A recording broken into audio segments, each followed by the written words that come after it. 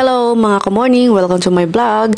Ngayong hapunan naghanda ako ng konting ihaw-ihaw at hot pot sa malamig na gabi. At makikita nyo sa video na ako lang ang mag-isa dahil yung asawa ko pagdating niya ay humiga siya dahil may sakit. Ilang araw na siyang may sakit.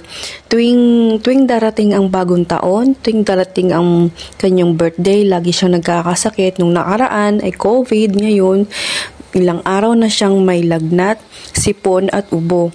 Ngayon ako lang ang mag-isang nagluluto kasi gutom na ako, hindi ko na siya mahintay. Habang hinihintay siya ay nagluluto na ako ng aming barbecue at may konting hot pot. Bumili lang ako ng hot pot ng mushroom, tapos may pechay at toge, chicken wings. Yung kaibigan ko nagbigay sa akin ng karne. Yan ang inano namin, baboy. 2 hotdog at mayroong isang chili para mamaya kainin niya. Ayan. Tuwing sasapit ang bagong taon, nakakaroon siya ng headache, tapos sipon, ubo, mamaya-maya, meron na siyang lagnat. At habang sabi ko sa kanya, magpahinga siya ng 1 araw para hindi lumala ang sakit niya.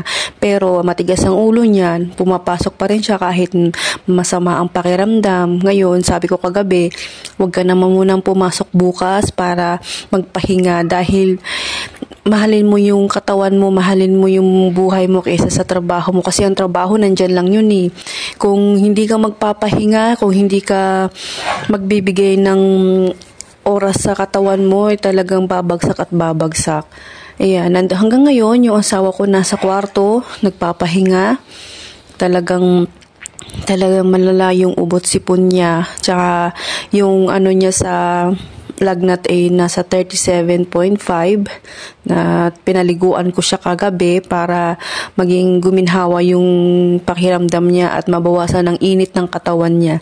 Kasi sa sobrang lamig talaga dito na kahit walang snow, talaga mararamdaman mo talagang freeze na freeze sa labas.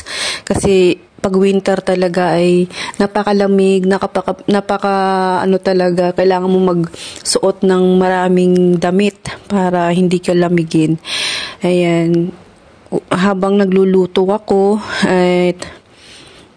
paunti-unti akong tumitikim sa aking niluluto at maya-maya pagdating ng alas 8:30, gigisingin ko na siya para kumain ng kanyang hapunan. Ayan, simple lang kami sa bahay. Meron lang ako ng barbecue grill, na electric grill, tapos yung pang hot pot. Yan, sa China naman na hindi masyadong mahal ang kuryente, kaya wala natin to worry naman sa kuryente kasi mababa lang ang binabayaran namin sa kuryente.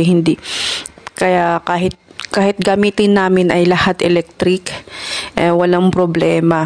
Ayan, paminsan-minsan talaga ay nag-iihaw ako sa bahay at nag-hotpot, lalo na pag malamig ang panahon. Ito talaga ang usong-uso dito kasi super duper lamig. Yan, ingatan natin ang ating mga katawan, guys.